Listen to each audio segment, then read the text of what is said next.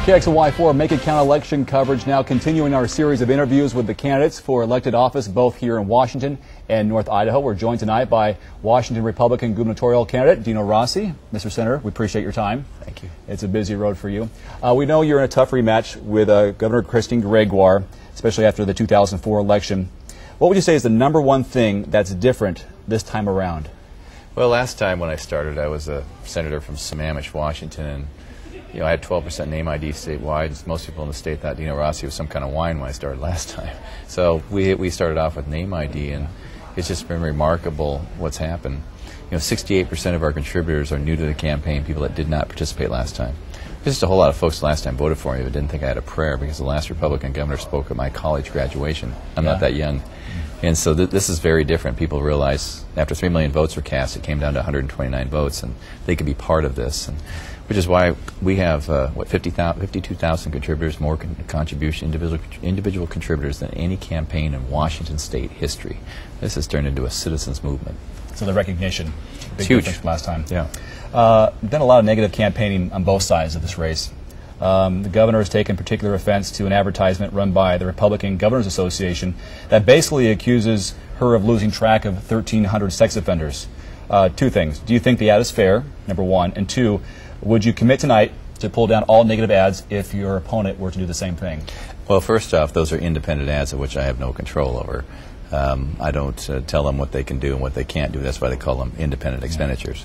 And the fact is, there are 1,300 sex offenders that they have no idea where they are because she allowed them to be registered as homeless.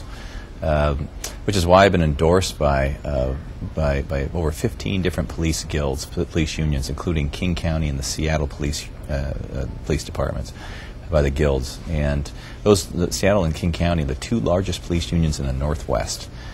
Because they also released early from prison 3,100 violent felons, and 3 of them killed police officers. I mean, I don't set these people's salary, but they realize we can't keep going the same direction and expect a different result. And so they've been very supportive because they know when I was a senator too, I sponsored the 2 strikes you're out sex crimes against children, put molesters away forever after their second strike, and received the National Finest Award from Mothers Against Drunk Driving for semi-drunk driving legislation.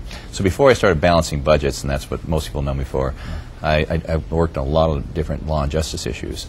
And so they knew me from that too, but they also realized we can't keep going the same direction. As far as the negative ads, would you pull yours if she pulled hers? Well, actually, we're not running ads from our campaign that are negative. What we're running, if they go to DinoRossi.com, they can see all our ads. Comparing and contrasting the pieces such as Christine Gregoire blowing through the biggest surplus the state has ever known and turning it into the largest dollar deficit the state has ever seen, she might want to call it negative, but quite frankly, I think most people would consider comparing and contrasting what the incumbent has done with what we want to do fair. You just talked about it. The state is facing a $3.2 billion deficit.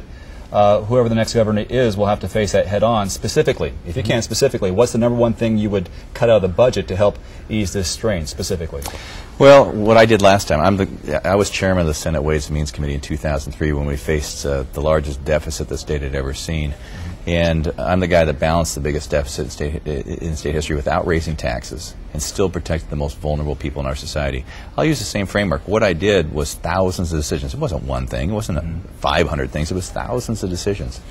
For example, the incumbent has almost doubled the cost of the governor's office, including increasing her personal PR staff by 343%.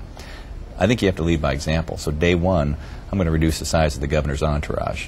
I said I'm going to replace the WASL with a fair but rigorous test. That's tens of millions of dollars because a standardized test costs about $3 million to administer.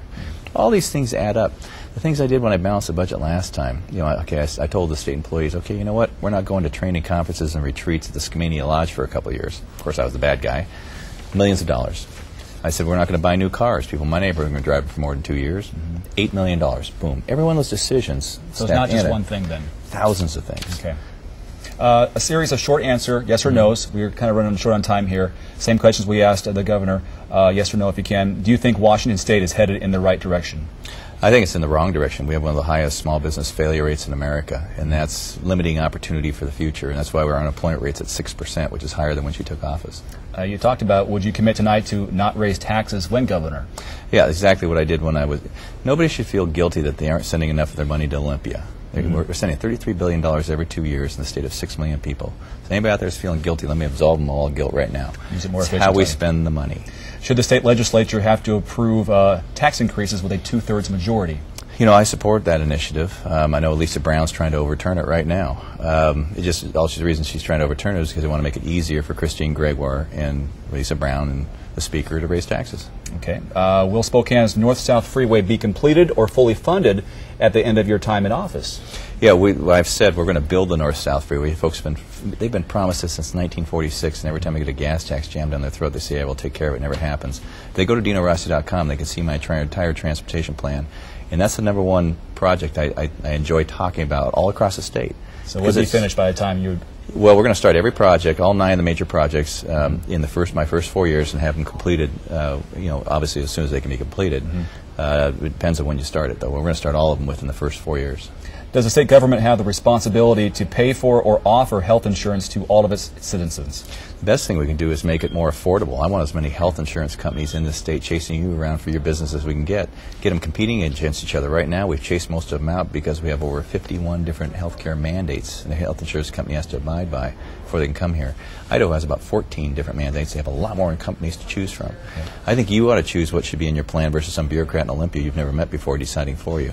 That's the very difference. Christine Gregoire wants to take your tax dollars and have a one-size-fits-all for everybody. I don't think that works. 2 more to go. Should Washington's minimum wage be raised? You know, actually, the minimum wage automatically gets raised because of an initiative.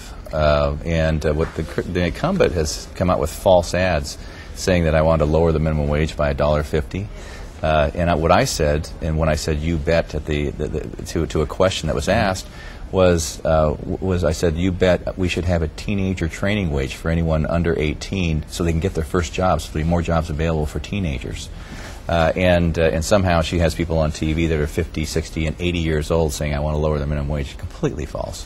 Last one. Will the state be worse off with the second term of Christine Gregoire? Well, she said she wasn't going to raise our taxes before, and an hour after she's sworn in, she said, I really never met no taxes, raised our taxes by $500 million.